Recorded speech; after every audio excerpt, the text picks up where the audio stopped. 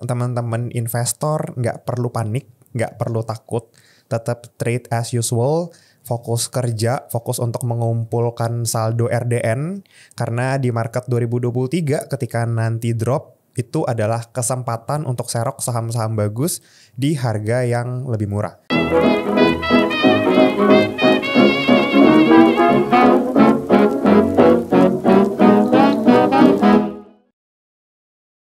Hai investor ajaib, welcome to Cuan Talks Ajaib Sekuritas. Di sini kita akan ngobrol-ngobrol mengenai investasi bersama dengan influencer yang udah sering banget berbagi edukasi mengenai saham. Halo Kak Kevin. Halo, thank you udah di-invite ya. Ya, sama-sama. Gimana nih kabarnya Kak Kevin? Kabarnya baik. Oke nih, kalau buat yang belum tahu, Kak Kevin itu adalah pemilik akun dari @diskusi_investasi, bener ya Kak ya? Betul. Nah, di podcast kali ini kita tuh akan ngobrol-ngobrol bersama dengan Kak Kevin seputar momentum di pasar saham bulan Desember nanti, yaitu window dressing dan Santa Claus Rally. Ya. Oke, mungkin dari window dressing dulu kali ya Kak, karena ini yang udah paling deket-deket gitu ya.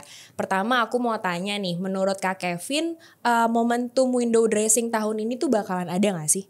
Oh oke. Mungkin sebelum masuk ke jawabannya harus dijelasin dulu nih, karena kadang-kadang teman-teman investor masih belum tahu sebenarnya window dressing itu apa. Oh, karena kan benar. kadang-kadang sering denger ya window Iya. dressing, orang ngomong window dressing. Nah, window dressing ini sendiri sebenarnya secara singkat itu adalah momentum kenaikan market kita, IHSG khususnya, menjelang akhir tahun.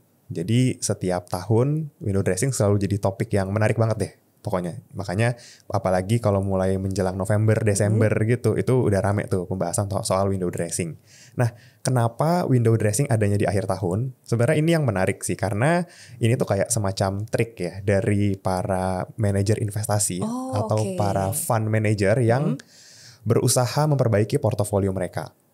Jadi kan mereka mengelola dana nasabah nih ya, mungkin secara legal pastinya ya. Dan ketika menjelang akhir tahun, itu mereka akan dicatat kira-kira tahun ini full year-nya berapa kenaikannya. Oke. Karena itu yang akan mereka adu gitu kan, dengan produk lain atau dengan kompetitor lain. Nah, pastinya mereka akan berusaha menampilkan data yang sebaik mungkin, supaya di atas benchmark dan bisa ngalahin produk lain gitu, supaya produk mereka jadi pilihan kan. Oke, Pak bagus-bagus gitu ya. Iya, supaya kelihatannya bagus. Nah, mereka tuh manfaatkan akhir tahun ini untuk membeli sendiri saham yang mereka punya di portofolio. Oke. Nah kenapa? Karena kalau misalkan nggak dibeli, terus misalkan ternyata selama setahun ini returnnya nggak gitu bagus sahamnya, pasti kan akan berdampak ke portofolio return mereka secara keseluruhan kan. Nah akhirnya mereka tuh bisa pakai sisa cash yang mereka punya untuk beliin ke saham. Jadi akan ada buying power, akan ada buyer di saham-saham itu yang menyebabkan harga sahamnya naik. Nah, at least itu bisa sedikit membantu performa mereka. Nah, cuma mungkin alokasinya kan nggak akan besar ya. Karena kalau reksadana saham kan harus 80% minimal di stocks ya sahamnya. Berarti sedefensifnya mereka kan cuma cash sekitar 20%. Jadi cuma akan pakai 20% itu untuk beli di akhir tahun nih. Supaya mendongkrak performa mereka. Nah itu definisi dari window dressing. Cuma kita harus lihat apakah ada kepentingan itu atau enggak. Kalau misalkan ternyata selama 1 tahun ini indeks kita sudah bagus-bagus semua dan ternyata return dari manajer investasi juga udah bagus-bagus, kadang-kadang mereka nggak butuh adanya window dressing. Oh, oke. Jadi emang nggak setiap tahun ya? Nggak setiap tahun, tapi secara historical itu 10 tahun terakhir setiap bulan Desember itu hijau. Jadi 100% probability-nya. Nah, ini yang selalu dimanfaatkan sebetulnya sama swing trader atau sama investor gitu ya, untuk beli di sekitar bulan Oktober atau November, lalu nanti take profit di akhir tahun atau nanti setelah Santa Claus Rally yang nanti akan kita bahas. Jadi maksimal di awal Januari mereka udah take profit, karena by historical, yes, window dressing selalu ada. Dan melanjuti pertanyaan yang tadi, kira-kira tahun ini ada atau enggak? Menurut saya pribadi akan ada, cuma kali ini lebih selektif stoknya. Gimana tuh lebih selektifnya? Jadi nggak akan semua saham, walaupun market kita bagus ya, market kan IHSG itu kan kalkulasi dari semuanya ya.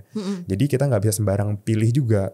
Mungkin kalau misalkan kita lihat harus fokus, karena tadi window dressing ini adalah mainannya, dalam tanda kutip ya, mainannya fund manager besar.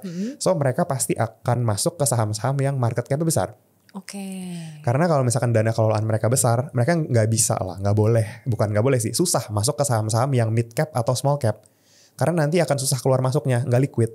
So pasti pilihan mereka akan masuk ke saham-saham big caps. Nah, kalau misalkan kita mau fokus ke window dressing, utamakan untuk ngelihat saham-saham big caps, at least top 20 big caps. Jadi kita jangan lihat lagi saham-saham third liner karena itu pengaruh ke indexingnya sangat kecil. Jadi mungkin mereka nggak akan terlalu kena dampak dari window dressing. Jadi selective stocks-nya pertama harus ke big caps. Oke, itu tolong di underline dan di bold ya, saham big caps itu ya. Nah, orang-orang yang bisa tahu incerannya big caps itu makanya harus tahu dulu nih window dressing itu apa. Karena kan kita jarang lihat ya manajer investasi besar punya saham-saham third liner atau second liner. Malah kadang-kadang di fund fact sheet-nya yang diupdate bulanan itu kebanyakan isinya kan big caps. Nah, karena ini adalah kepentingan fund manager besar, berarti kita harus fokus ke barang yang mereka punya. Intinya sih kurang lebih gitu. Oke, nih semoga langsung pada paham ya, gitu kan. Sebelum kita menyebutkan, oh ada nih ternyata window dressing, ternyata window dressing tuh artinya yang tadi sudah disebutkan oleh Kak Kevin. Oke, tadi sebenarnya Kak Kevin sudah menjawab belum ya kalau dari historical window dressing tahun-tahun lalu itu seperti apa? Ya, secara historical 10 tahun terakhir di bulan Desember memang yes, hijau.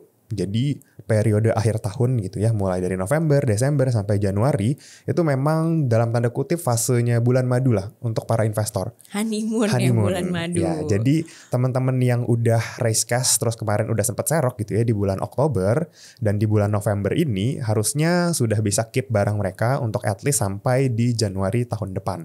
Karena secara historical yes, benar. Bisa hijau, cuma kadang-kadang kayak contohnya di tahun lalu ya 2021 itu persentase kenaikannya memang nggak terlalu tinggi, tapi at least masih hijau. Jadi kita kalau misalkan berkaca sama historical dan mungkin kita teman-teman di market percaya historical tend to repeat itself, berarti kita percaya juga tahun ini juga akan kejadian. Cuma tadi notes-nya selective stock lah.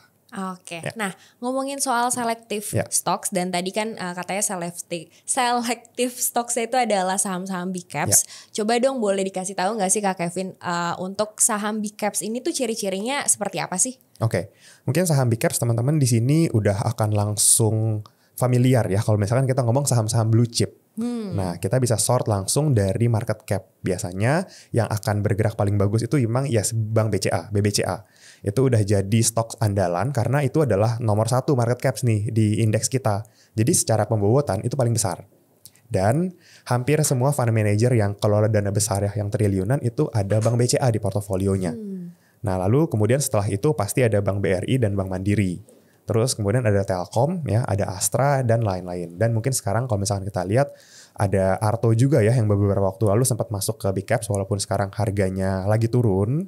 Cuma Arto ini kan agak spesial ya karena dia saham teknologi yang baru masuk. So belum banyak fund manager besar yang berani pegang panjang. Jadi mungkin kalau misalkan teman-teman mau lihat, menurut saya potensinya masih akan ada di big banks ya, di 3 bank besar tadi mungkin plus BBNI ya. Cuma balik lagi, ini market cap besar, so upside potensialnya mungkin kita nggak bisa harapin dia naik 20-30% gitu dalam waktu singkat. Cuma at least kita bisa betting on sama mereka dengan adanya window dressing. Lalu kemudian yang menarik menurut saya pribadi itu ada Pegas, itu juga cukup menarik, sama ada Telkom ya. Itu juga lumayan menarik. Karena kalau misalkan kita lihat dari tahun 2022 ini saham-saham yang diakumulasi oleh asing itu masih jadi saham-saham idola lah ya yang naiknya lumayan banyak. Jadi teman-teman di sini boleh lihat saham big caps yang juga diakumulasi oleh asing. Jadi screeningnya udah nambah lagi satu nih. Kalau tadi cuma big caps, kita harus lihat sekarang saham-saham mana saja yang asing beli terus nih. Karena biasanya fund manager besar itu dia menggunakan broker asing karena memang mostly peredaran uang, peredaran cash itu kebanyakan masih dipegang oleh foreign investor sejauh ini. Oke, nah sebelumnya mungkin tadi disclaimer dulu ya pasti. gitu. Yang tadi itu hanya pilihan-pilihan saham aja gitu ya, tapi bukan langsung rekomendasi nih gitu kan dari Kak Kevin ya. Nah mungkin selanjutnya masih soal window dressing. Kalau tadi kita Kak Kevin udah ngasih tahu nih selective stocks-nya apa aja. Kalau untuk tips-tips gitu ya kita bisa memanfaatkan potensial cuan dari momentum window dressing ini apa Kak? Oke, mungkin kalau misalkan untuk khusus tahun ini ya, khusus tahun ini agak spesial karena tahun ini memang Indonesia benar-benar diberkahi oleh kenaikan komoditas ya.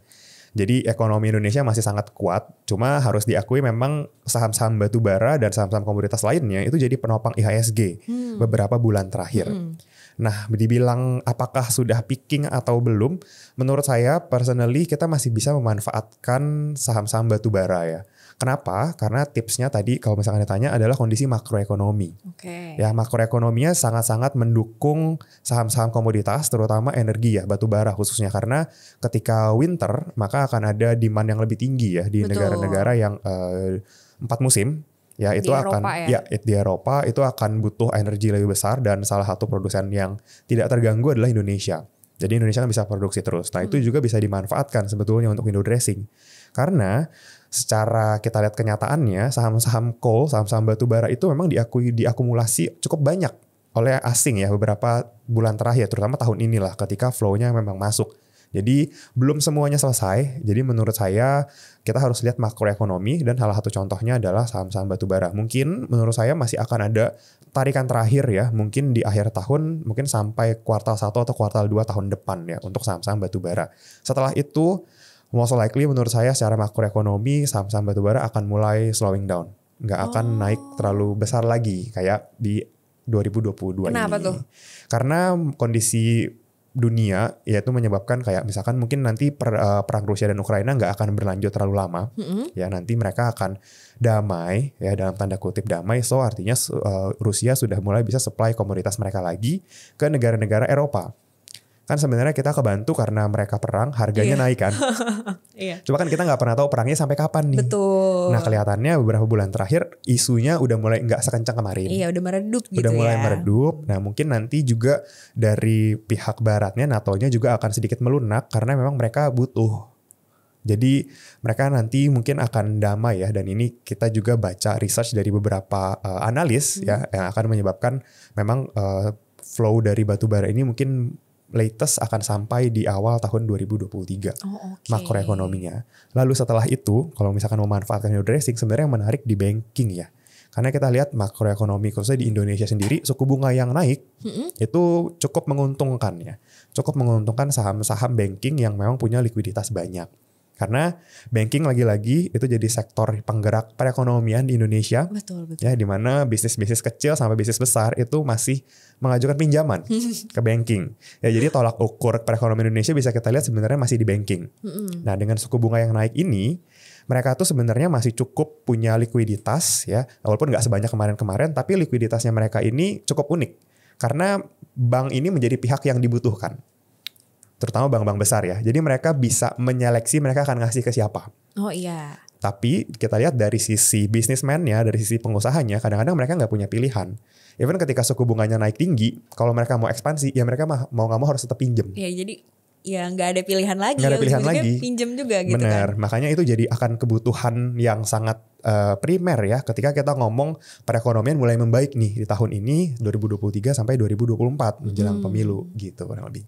Oke, jadi mungkin tadi kalau misalnya bisa aku simpulkan tadi bisa melihat sektor saham-saham yang ke batu bara gitu ya. Terus habis itu lihat yang makroekonomi dan juga fokus ke sektor perbankan. Ya, gitu yang diuntungkan oleh makroekonomi dan kebijakan pemerintah khususnya. Itu tipsnya. Betul. Oke, ini mohon di highlight lagi ya. Gitu. Nah, kemudian kalau kita berbicara soal Santa Claus Rally nih Kak sekarang. Kalau tadi kan juga sebenarnya Kak Kevin udah ngomongin ya soal Santa Claus Rally gitu. Bisa dijelasin lagi nggak nih? Mungkin juga ada beberapa penonton di luar sana yang belum tahu nih sebenarnya Santa Claus Rally itu apa sih Kak? Oke. Nah Santa Claus Rally kan berhubungan dengan Christmas ya, dengan Natal ya. Dimana itu di akhir bulan Desember. Nah kalau misalkan kita lihat Christmas itu kan di tanggal 25 Desember. Ya. Dan itu akan ada libur. Libur di Indonesia dan juga libur di US ya, di global. Nah setelah libur itu akan ada 1 minggu terakhir sampai pergantian tahun. Yeah. Jadi dari tanggal kurang lebih 26 ya, 26 27 kalau misalkan nggak weekend, terus sampai ke sekitar tanggal 31 Desember. Nah, ini sebenarnya masih berkaitan dengan window dressing karena ini adalah minggu terakhir di tahun itu. Jadi rally Santa Claus Rally ini itu kita ngomong sebagai Boxing Day ya kalau di sepak bola itu ketika akhir musim dekat-dekat winter ngejar sampai akhir tahun itu akan jadi kejar-kejaran mereka nih. Karena ini momen terakhir. Jadi apakah mereka mau masuk atau enggak? Kalau misalkan mereka ternyata hitung-hitungannya enggak masuk, mungkin mereka menahan diri gitu di awal bulan Desember. Tapi ternyata di akhir tahun itu memang selalu akan jadi momen untuk jor-joran mereka belanja. Karena itu yang akan jadi tolak ukur mereka return full year 2022. Jadi ibaratnya Santa Claus Rally adalah bagian kecil dari window dressing yang biasanya jadi penentu. Oh, berkaitan ya? Berkaitan, betul. Karena momennya sama nih di bulan Desember dan itu benar-benar di minggu terakhir. Lalu mungkin kemungkinan itu masih akan bertahan sampai awal Januari. Karena balik lagi fund manager besar ketika mereka beli barang banyak, mereka nggak akan bisa jual juga langsung buang haki gitu ya, langsung hajar kiri, mereka clear barang nggak bisa. Mereka tetap akan jual secara bertahap dan hitung-hitungannya cukup tight nih, nggak boleh jangan sampai ketika mereka jual harganya turun kan, roboh. Bener-bener. Ternyata mereka rugi ujung-ujungnya. Nah itu yang akan jadi pertimbangan mereka. So Santa Claus Rally ini nggak akan berakhir sampai 31 Desember aja karena akan ada momen mereka buang barang di bulan Januari dan pasti buangnya akan pelan-pelan dan mereka akan berusaha kalau bisa buangnya pas harganya naik.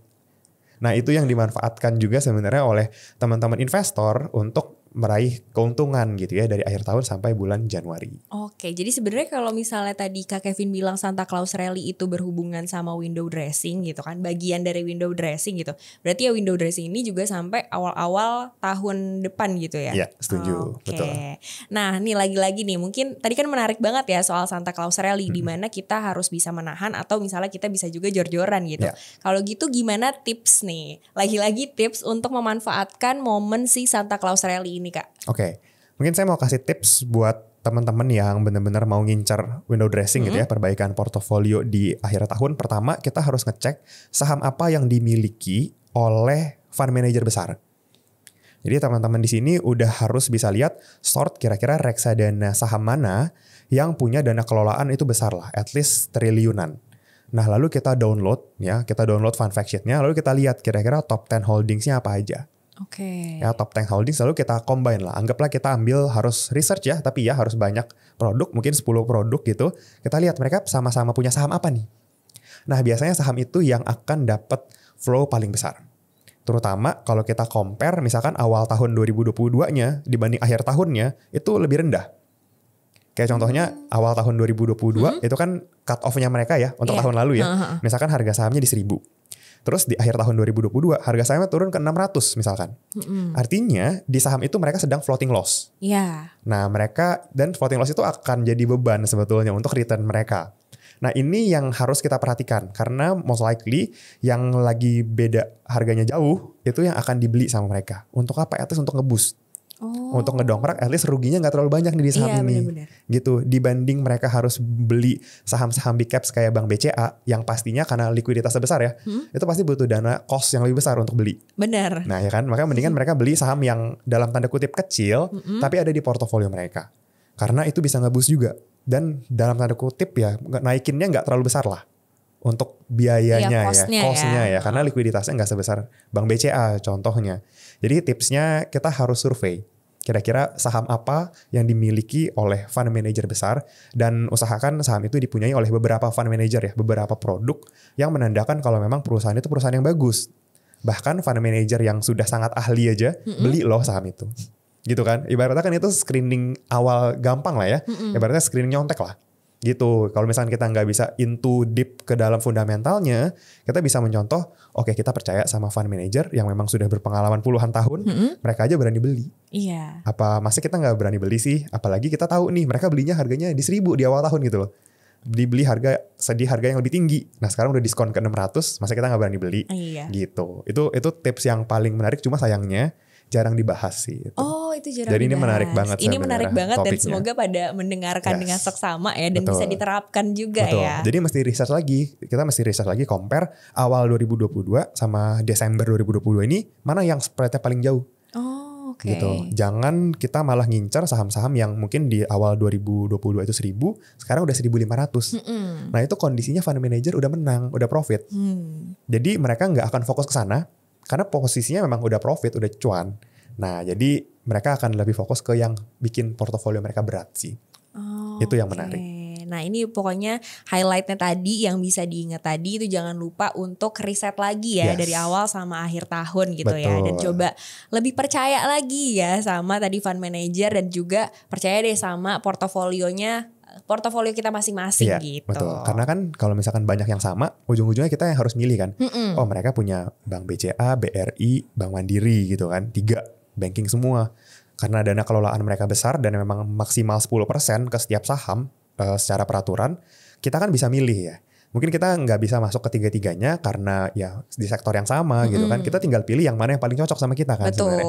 Yang mana yang kita suka. Yang paling sesuai. Yang paling sesuai. Apalagi yang kita paling kenal bisnisnya. Mungkin di dekat rumah banyaknya Bank BRI dan kita tahu pelayanannya oke. Kita tahu nasabahnya puas. Terus dan lain-lain. Itu menurut saya bisa jadi pertimbangan masing-masing. Jadi kadang-kadang pilihannya bisa berbeda. Walaupun kita tahu temanya coal gitu ya atau temanya big bank, tapi dari sekian banyak saham itu kan kita punya preferensi masing-masing. Ya, mungkin ada yang ngitung dividen, nah itu beda-beda. Kan sesuai profil masing-masing juga ya, iya. ada profil resikonya juga. Betul. Gitu kan. Tapi yang paling penting adalah pilihan sektornya sudah benar. Kalau pilihan sektornya sudah benar, even saham yang dalam tanda kutip tidak terlalu bagus di sektor itu bisa naik. Itu bisa naik karena sektor kan, major kan. Jadi ketika kayak mungkin kita ngomong saham batu bara gitu ya kemarin ya contohnya. Batu bara apakah semuanya bagus? Menurut saya enggak. Cuma bisa naik aja karena momentum gitu. Karena momentumnya emang bukan saham ini doang gitu, tapi secara sektoral gitu kan. Iya. Jadi semuanya dapat berkahnya lah untuk naik gitu. Oke Kak Kevin, tadi kan kita udah ngebahas hal-hal yang menarik nih ya soal Santa Claus Rally. Nah kali ini ada yang gak kalah menarik nih. Aku mau coba tanya ke Kak Kevin tentang sektor favorit di 2023. Menurut Kak Kevin, apa sih sektor yang akan menjadi sektor favorit atau yang diharapkan nih di tahun depan, tahun 2023? Oke, ini menarik banget ya. Karena ini kita ngomongin cuan tahun depan nih. Betul, future gitu future ya. Jadi 2023 akan sangat menarik ya menurut saya. Karena kalau misalkan kita lihat di beberapa waktu terakhir memang cukup banyak yang bahas kalau misalkan 2023 akan terjadi krisis, resesi atau hantaman heboh ekonomi lah ya. Heboh banget. Menurut saya secara makroekonomi, kalau misalkan kita cukup mendalami apa yang terjadi belakangan ini, seharusnya kita nggak perlu takut sih 2023 itu akan terjadi apa. Karena mindsetnya adalah ketika market crash, itu adalah opportunity sebenarnya. Karena balik lagi di market crash 98, di 2008, di 2020, itu banyak banget orang kaya baru yang berhasil memanfaatkan momentum. Karena cuma di momen krisis kita bisa dapat saham bagus di harga yang nggak realistis. Kayak contohnya kemarin Bank BRI turun ke 2000-an. Itu kan sebenarnya nggak realistis. Dengan cabang yang sama, dengan pimpinan yang sama, dengan ya walaupun krisis kita kan bukan berarti berhenti jadi nasabah BRI gitu kan. Betul. Tetap akan pakai. By logic fundamental sama tapi harganya tuh diskon 50%. Nah, jadi diskon jadi gitu diskon. ya. Jadi logikanya harus kita benerin dulu nih. Itu tuh sebenarnya diskon. Jadi nggak perlu takut. Yang perlu kita lakukan adalah kita tahu itu nanti akan turun. Kita siapin cash yang banyak untuk beli nanti di tahun 2023. Karena dengan cara itu kita bisa lihat profit kayak yang di-share di sosial media ratusan %. Cuma manfaatkan momentum krisis sebenarnya. Nah, kalau tadi masuk ke sektor apa yang menarik, menurut saya yang akan menarik ada beberapa ya. Pertama, nikel. Nikel yang berhubungan dengan EV ya, dengan electric vehicle. Ya EV, lalu ada copper, pokoknya metal mining ya. Metal mining ini jadi sektor pertama yang menarik. Kenapa? Karena kalau misalkan kita lihat demand-nya sudah mulai cukup tinggi lagi ketika China mulai reopening. Jadi China yang kemarin itu sempat COVID-nya lumayan naik lagi, akhirnya mereka menerapkan zero COVID policy. Terus belakangan ini mereka mulai open lagi dan lagi-lagi open industrinya China itu akan sangat menguntungkan Indonesia. Karena kebanyakan metal yang mereka ambil untuk produksi itu dari Indonesia. Oh gitu. Yes. Itu metal mungkin untuk konstruksi ya. Belum lagi kita ngomong untuk nanti kebutuhan electric vehicle. Ya, metal ini termasuk gold, copper, dan juga nikel, tiga-tiganya. Nah ini menurut saya akan jadi sektor yang sangat menarik. Karena nanti harga komoditasnya akan bisa cukup bagus di 2023 yang menandakan kalau misalkan harga komoditas naik, terutama metal, itu menandakan perekonomian dunia itu sudah membaik. Jadi kita balik lagi kalau untuk metal mining kita akan lihat makro secara global. Itu yang pertama. Lalu yang kedua sektor yang menarik adalah consumer goods. Consumer goods yang juga berhubungan dengan retail. Nah kenapa? Selalu pasti ditanyakan kenapa biasanya tuh kadang-kadang karena harus ada dasarnya juga kan? Nih teman-teman cukup kritis nih belakangan ini karena kan mungkin menghindari pom-pom ya dibilang saham atau sektor ini naik tapi nggak ada reasonnya belajar tuh. Nah kita akan jelasin ya. Consumer itu menarik karena kenaikan UMR sebenarnya. Ya, kan rumus dasar kenaikan UMR perhitungan itu kan kurang lebih inflasi plus economic growth di Indonesia. Nah, sayangnya kemarin itu memang ada info kalau misalkan kenaikan UMR maksimal itu sekitar 10%. Upah minimum itu sekitar 10%. Cuma secara hitung-hitungan seharusnya itu bisa di atas 10%. Kenapa? Kalau kita tambah inflasi sama economic growth itu udah di atas 10%. Nah, kenaikan upah minimum di Indonesia yang cukup besar ini itu bisa meningkatkan daya beli masyarakat. Benar. Ya, nah sebenarnya subsidi ini kan untuk teman-teman yang mungkin upah minimum itu supaya tidak kena dampak inflasi terlalu besar gitu. Jadi mereka bisa counter gitu dengan kenaikan upah minimumnya. Nah, teman-teman yang diberkahi dengan kenaikan upah ini mereka bisa punya buying power untuk belanja kebutuhan sehari-hari yang mungkin primer dan malah tersier. Jadi saya akan ngomong consumer ini termasuk retail ya, toko retail. Mungkin kalau kita ngobrol contoh emitennya pasti teman-teman di sini tahu ada Mayora, ada Indofood, ada ICBP, itu kan consumer. Lalu mungkin untuk retailnya kita juga udah sama-sama lihat ada inflow yang menarik ya di MAPI, lalu MPPA juga lumayan menarik, AMRT, karena itu semua berhubungan dengan daya beli masyarakat. Oh iya. Gitu. Nah, kenaikan UMR yang dalam tanda kutip ini kan sebenarnya belum terjadi kan. Baru hitung-hitungan doang kan. Cuma kan rumusnya kan udah rumus ekonomi basic kan. Jadi sebenarnya udah hampir pasti UMR tahun depan itu naiknya cukup lumayan. Nah sekarang tinggal kita manfaatkan sektor apa nih yang bisa kira-kira naik kan. Nah itu akan terkoneksi dengan sektor consumer goods. Dan juga mungkin era Jaya juga lumayan menarik ya. Itu juga bisa jadi patokan gimana masyarakat sudah mulai berani spending. Jangan sampai ditakut-takutin 2023 gelap gitu ya. Itu khawatirnya yang belum tentu terjadi malah beneran terjadi. Karena orang kan takut nih resesi, krisis. Jadi doa ya. Jadi doa, semua nahan spending. Jadi uang yang mereka punya mereka keep. Mereka gak mau belanjain. Ini dampaknya akan besar banget soalnya. Oh oke. Makanya setelah rame 2023 gelap, itu menteri-menteri pada ngomong, jangan ditakut-takutin dong masyarakat. Soalnya resesi yang cuma prediksi, yang belum tentu terjadi, bisa terjadi beneran kalau semua orang nahan spending loh. Betul. Akhirnya yang bangkrut, yang mati adalah teman-teman di UMKM. Iya benar-benar. Ya kan, mereka akan kena dampak. Karena once mereka revenue-nya stop, orang gak mau belanja, mereka bakal kena dampak nih. Karena mungkin mereka pinjam ke koperasi. Ini yang bahaya sebenarnya. Makanya sebenarnya kita menghadapi 2023 ini jangan terlalu takut. Jangan panik gitu ya yang utama. Boleh lah jaga-jaga boleh. Cuma tetap kalau bisa ya kita juga kan yang menggerakkan perekonomian negara kan. Nah itu akan terkoneksi ke sektor consumer goods. Jadi menurut saya 2023 saya akan lumayan berat ke metal mining dan consumer good. Disclaimer on. Iya betul. Disclaimer on. Jangan lupa disclaimernya. Sama satu lagi. Ini juga ada yang menarik nih. Apa tuh? Yaitu saham-saham teknologi. Oh boleh dijelasin coba di-elaborate. Jadi saham-saham teknologi ini kan sangat sensitif dengan kenaikan suku bunga. Nah kenaikan suku bunga yang terjadi di US karena inflasi tinggi. Kemarin itu peaking 9,1% inflasinya. Nih, itu gila banget. Dan itu udah mulai di-press. Kelihatan sekarang udah mulai turun ke 7%-an. Walaupun kenaikan suku bunganya pelan-pelan nih. 75 basis poin. Besok naik 75 lagi gitu kan. Tapi itu sudah terbukti berhasil menekan inflasi. Nah kita bisa manfaatkan kalau misalkan suku bunga naik, teknologinya nggak bagus karena mereka high debt, utangnya banyak, so bunganya bakal lebih besar. Nanti ketika suku bunganya berhenti naik, berarti kita counter dong, berarti saham di sektor teknologi yang akan mulai membaik. Nah iya. Karena karena gantian. Nah menurut makroekonomi dan beberapa research, beberapa analis yang saya pelajari itu akan peaking di sekitar kuartal 2 2023. Jadi the Fed itu akan mulai berhenti naikin suku bunga, mulai slowing down gitu ya. Mungkin belum nurunin, tapi at least sudah tidak naik besar. 75 basis point itu udah enggak lah. Itu di sekitar kuartal 1 sampai kuartal 2 2023. Oke, kuartal 1, kuartal 2 2023. Ya. So itu akan jadi momentum yang baik untuk teknologi, saham-saham teknologi dan transportasi, terutama itu reversal. Oke. Nah balik lagi, kita paling suka saham-saham yang udah drop banyak. Jadi saham-saham yang diskonnya banyak, itu udah harus diliatin.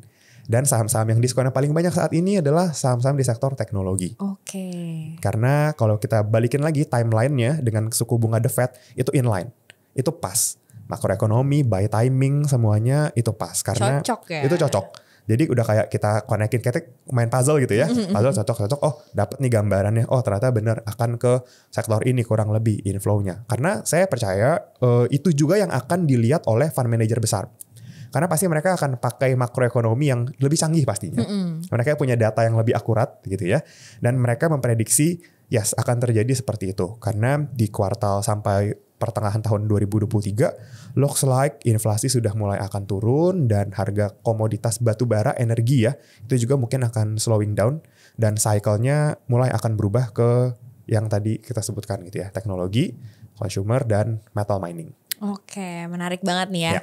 Jadi coba di tahun depan gitu ya, atau mungkin dari sekarang gitu bisa diperhatikan saham-saham yang menarik di tahun 2023 di sektor mana aja tadi Kak? Di metal mining ya, consumer goods sama teknologi. Oke. Nah kalau misalnya yang tadi itu kan sektor favorit di 2023. Nah sekarang coba kita ngomongin kebalikannya nih. Sektor yang kurang oke di 2023 tuh kira-kira apa aja dan alasannya apa sih Kak? Oke.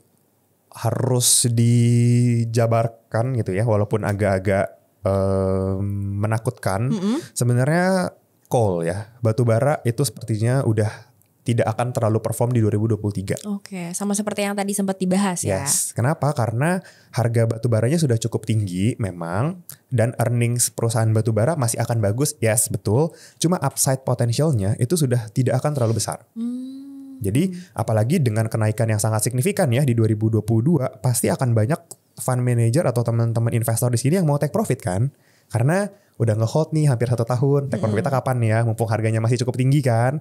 Karena kan saham-saham batu bara naiknya banyak banget. Adaro mungkin dari 1.200 sampai ke 4.000, ITMG dari berapa sampai ke udah 40.000. Udah pada hampir puncak gitu udah ya. Udah hampir puncaknya. Nah mungkin akan masih bisa naik ya, cuma upside potensialnya menurut saya sudah kurang begitu menarik. Ya malah cenderung khawatir akan reversal turun. Karena ini akan sangat volatile terhadap harga acuan batu bara ya. Karena ini akan jadi tolak ukur earnings mereka. Mungkin yang bisa kita harapkan dari saham batu bara di tahun depan bukan capital gain tapi dividen. Itu dividen masih bisa main lah. Cuma mungkin upside-nya kita sudah tidak bisa mengharapkan kayak kemarin lagi nih. Nah kalau misalkan mau masuk ke saham-saham atau sektor yang profitnya besar, itu harus masuk ke saham-saham yang dalam tanda kutip lagi nggak dilirik. Ya contohnya teknologi kayak tadi. Kayak contohnya tahun 2022 kan batu bara sudah mulai naik tinggi nih harganya. Cuma sahamnya belum naik. Itu kan agak lagging. Iya. Nah sebenarnya itu menarik karena saham batu bara itu nggak dilirik saat itu. Malah sekarang naiknya paling tinggi. Kalau kita mau mengulangi kesuksesan yang sama, kita harus perhatikan saham-saham yang nggak terlalu dilirik juga di tahun ini. Batu Beda bara, sektor ya. Ya batu bara kelihatannya udah over exposure ya, menurut saya pribadi ya. Lalu ada lagi, mungkin saya belum gitu melihat bagus itu di saham konstruksi. Ya, konstruksi ini cukup high debt ya, hutangnya cukup besar. Di tengah kenaikan suku bunga yang masih akan terjadi sampai 2023 pertengahan ya kurang lebih, itu akan jadi beban mereka cukup besar ya. So flow-nya menurut saya belum akan gimana-gimana dulu di kedua sektor itu. Jadi untuk teman-teman yang akan main time frame jangka pendek gitu ya, 6 bulan atau 3 bulan ke depan, menurut saya bisa avoid dulu batu bara dan konstruksi. Oke. Nah karena gak hanya ada sektor favorit aja, tapi juga kan kita juga harus melihat nih ya yang kurang lebih diperhatikan untuk dihindari mungkin ya, atau kayak ditahan deh gitu karena sekarang potensialnya kurang gitu ya. Lebih baik kita coba lihat di sektor-sektor yang favorit dulu gitu kalau misalnya mau memanfaatkan potensial cuannya gitu. Nah kalau misalnya tadi kita udah ngobrolin soal sektor yang favorit dan yang kurang favorit, aku mau nanya lagi nih Kak. Mungkin berhubungan kalau yang tadi kan si window dressing dan Santa Claus Rally itu kan sebuah momentum yang biasanya tuh terjadi gitu ya setiap tahun. Nah kalau untuk di 2023 yang menarik tuh ada momentum-momentum apa aja sih? Oke. Ini menarik juga nih sebenarnya ya. 2023 itu masuk political year ya. Kita udah harus siap-siap look up untuk 2024 sebenarnya. Tapi mulai kampanye dan mulai ramainya pasti akan di 2023. Nah, by historical, dan ini juga jarang dibahas ya. Secara data, 3 pemilu terakhir, saya tarik pemilu 2009, gitu ya, 2004, 2009, terus 2014, 2019, itu 1 tahun sebelum pemilu, itu market kita drop. Jadi 2019 kan pemilu nih, 2018 ya drop. Terus sebelumnya 2014 pemilu, 2013 ya drop jadi juga. Setahun sebelumnya drop. Terus 2009, 2008 drop. Dan dropnya itu lumayan besar, lumayan signifikan. So kalau kita percaya history bakal berulang, 2023 menurut saya personally yes. Mungkin market akan merah. Karena 1 tahun sebelum pemilu, orang-orang atau businessman akan fokus gitu ya untuk politik. Jadi mereka akan menahan diri untuk ekspansi dan lain-lain. Mungkin akan drop, cuma dropnya nggak akan terlalu signifikan kayak 2008. Waktu itu kan memang bertepatan dengan krisis di Amerika ya. Mungkin akan turun, cuma mungkin belasan %. Dan ini justru jadi jadi momen tepat gitu ya untuk kita entry menurut saya. Karena secara historikal walaupun 1 tahun sebelum pemilu itu turun, di tahun pemilunya dia selalu berhasil balik ke sebelum dia turun. Jadi 2008 misalkan turun nih minus 60% waktu itu indeksnya dari high. 2019 balik. 2009-nya balik. Terus 2013 turun, 2014-nya pas tahun pemilunya persis itu balik lagi ke harga sebelum drop. Terus 2019 pemilu, 2018 drop, 2019-nya balik lagi ke harga sebelum dia drop. Jadi kalau misalkan nanti ada dip, ya ada drop yang lumayan besar di indeks kita, itu kita bisa manfaat untuk buy saham-saham yang bagus, yang lagi murah. Nanti 2024 most likely itu bakal balik lagi ke harga sebelum drop. Jadi tahan setahun. Yes, by historical seperti itu. Dan saya cukup yakin itu kejadian karena by logic saya sih masuk ya. Karena orang-orang bakalan cenderung menahan diri, fokus untuk pemilu gitu ya. Lalu mungkin nanti setelah lebih jelas calonnya siapa, terus kira-kira pemilunya berjalan lancar. Kan kalau lancar kan berarti perekonomian fine-fine aja kan. Sebenarnya yang dikhawatirkan kan kalau pemilunya rame, nggak tertib gitu kan. Khawatirnya perekonomian jadi nggak bagus nih growth-nya. Nanti setelah lancar terus ya pasangan calonnya fine-fine aja, baik-baik aja. Itu menandakan di Indonesia lagi baik-baik aja politiknya. Karena at the end mereka yang akan ngambil kebijakan untuk Indonesia ini ke depannya kemana. Betul. Itu yang sangat menentukan. Jadi 2023 menurut saya any dip should be a buy. Any dip should be buy. Ya. Semoga ramenya tuh positif ya Kak ya nanti pemilunya. Jadi ekonominya juga baik-baik aja. Kalau gitu. bisa malah ekonominya atau pemilunya ini harus banyak order masuk spanduk ke UMKM kalau bisa. Nah iya. Ya kan? Karena kan teman-teman UMKM yang sepanjang 2020-2021 kan tertekan ya. Mungkin banyak bisnis yang collapse itu. Jadi menurut saya harus lebih dimanfaatkan ke teman-teman UMKM sih supaya perekonomian, karena kan kebanyakan ekonomi Indonesia kan yang bergeraknya di UMKM. Benar. Nah itu yang kita harapkan bisa menopang perekonomian Indonesia. Setuju. Oke nih. Nah sekarang kita mau main games ya. Oke. Langsung main games Kak? Oke. Ini ada games nih ya Kak Kevin. Kalau tadi kita ngobrolnya udah agak serius ya. Kita sekarang lebih chill lagi kali ya. Boleh. Aku mau main games pernah gak pernah nih. Seputar investasi ya tetap buat Kak Kevin. Ada sekitar 6 pertanyaan mungkin ya. Biar siap-siap. Dan pertanyaannya sebenarnya mungkin ini kayaknya kalau aku lihat udah pernah dialami nih kayaknya sama Kak Kevin. Tapi gak tahu, coba kita tanya. Pertama, pernah gak ngalamin rugi saat investasi saham? Pernah. Oke, kemudian yang kedua, pernah nggak beli saham di harga pucuk? Pernah juga. Udah pasti pernah ya itu ya. Pernah. Terus yang ketiga, pernah nggak beli saham karena saham tersebut sedang trending? Pernah juga. Pernah sampai juga. Sekarang atau? Sampai sekarang udah enggak. Oh gitu. Sampai sekarang udah enggak. Lebih paham soalnya ya. Yang tadi kan kita ngobrol, jangan kejar saham yang udah naik tinggi, itu bener loh. Karena kalau misalkan turun, kita nggak tahu kapan balik lagi ke pucuknya gitu loh. Malah kadang-kadang mungkin ada banyak kan saham contoh yang hype turun terus nggak pernah balik lagi ke pucuknya. Nah itu yang dikhawatirkan kan, karena sayang kalau misalkan nyangkut opportunity loss jatuhnya. Oke, jadi harus base analis ya. Harus analisanya harus pas. Dan fundamental teknikal makroekonomi kan masuk fundamental ya. Tapi menurut saya belakangan ini saya yakin makroekonomi itu ternyata leading indicator. Apa yang terjadi secara global sooner or later akan terjadi di Indonesia. Oke, nah pertanyaan berikutnya, pernah nggak lupa cut loss? Pernah juga. Waktu itu pernah lah, waktu awal-awal nggak gitu disiplin ya. Tapi kan sekarang kan ajaib kan udah ada auto order kan. Nah, benar. Jadi udah bisa di set cut loss TP-nya. Jadi di set tanggal udah bisa ditinggal. Udah santai ya, nggak usah takut lagi cut loss gitu. Karena di awal juga kan kita sudah menentukan ya kayak titik mana nih yang bakal buy, titik mana yang bakalan sell gitu. Jadi ketika masuk pastikan udah tahu nih risknya berapa sama take profitnya berapa. Udah habis itu kita harus disiplin sama trading plan yang kita buatkan. Langsung ketika entry, beli, antri, dapat barangnya langsung setting. Udah set tanggalnya. Ya udah kita lihat nanti sampai tanggal itu kira-kira mana yang ke-execute. Tapi pastinya kan harus dilihat juga ya kira-kira apakah kita bisa adjust take profitnya atau adjust stop lossnya. Tapi yang jelas fitur auto order sangat-sangat membantu, terutama teman-teman yang sibuk ya.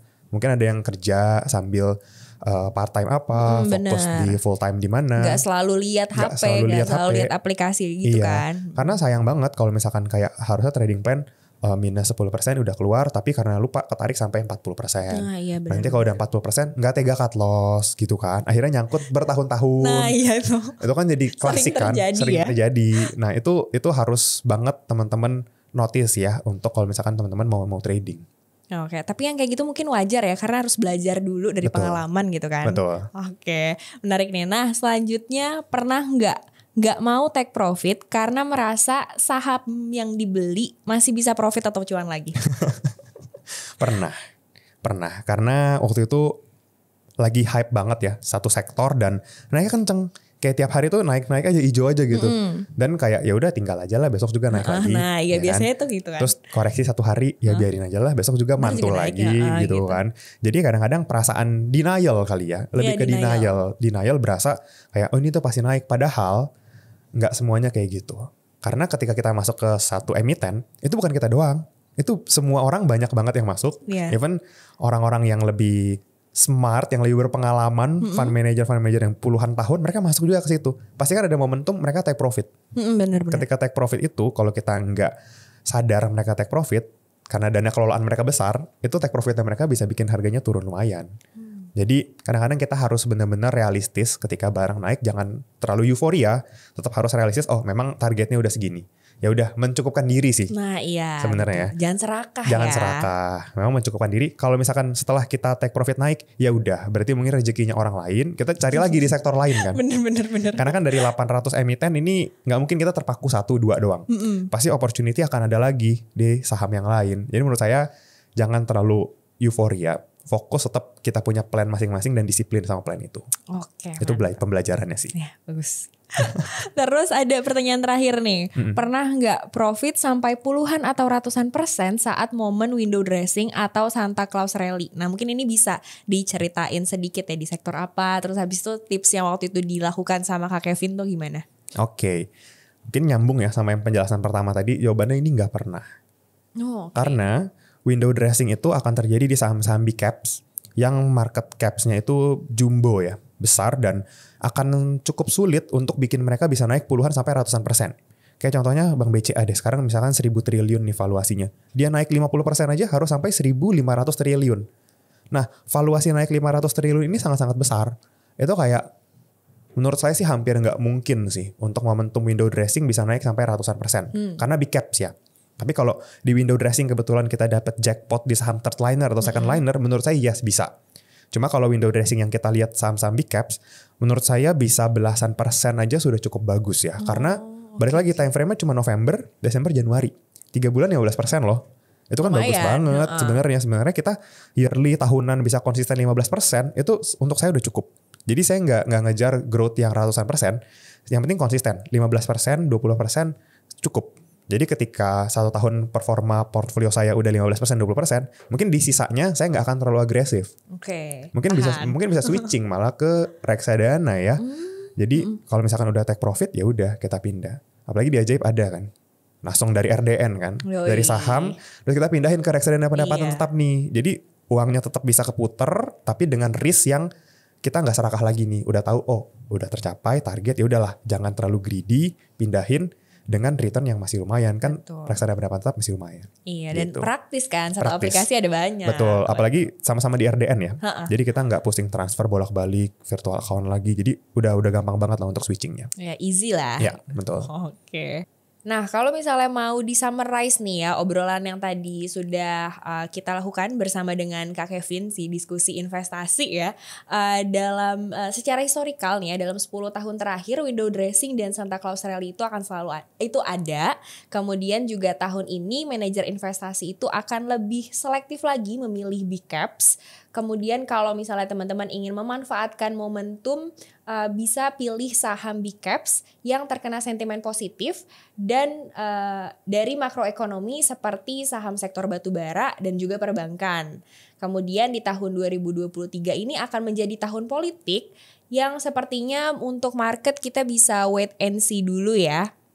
Tapi ini juga bisa jadi momentum bagus untuk buy the dip gitu. Kemudian yang terakhir, banyak sektor menarik di 2023 untuk dicermati seperti metal mining, kemudian consumer goods, dan teknologi. Nah kalau tadi kan summarize dari aku ya. Nah mungkin sekarang untuk mengakhiri perbincangan kita kali ini nih ya Kak Kevin ya. Boleh Kak Kevin kasih closing statementnya mungkin? Oke, closing statement. Mungkin untuk 2023 teman-teman investor nggak perlu panik, nggak perlu takut. Tetap trade as usual, fokus kerja, fokus untuk mengumpulkan saldo RDN. Karena di market 2023 ketika nanti drop, itu adalah kesempatan untuk serok saham-saham bagus di harga yang lebih murah. So final statementnya 2023 every dip should be a buy. Oke, mantap sekali lagi. Terima kasih banyak ya Kak Kevin karena sudah hadir di Cuan Talks Ajaib Sekuritas. Thank you ya udah diundang. Iya, sama-sama. Oke teman-teman, terima kasih karena sudah menonton episode podcast Cuan Talks hari ini. Jangan lupa komen, like, share, dan subscribe Ajaib Investasi. See you di Cuan Talks berikutnya. Bye-bye. Bye-bye.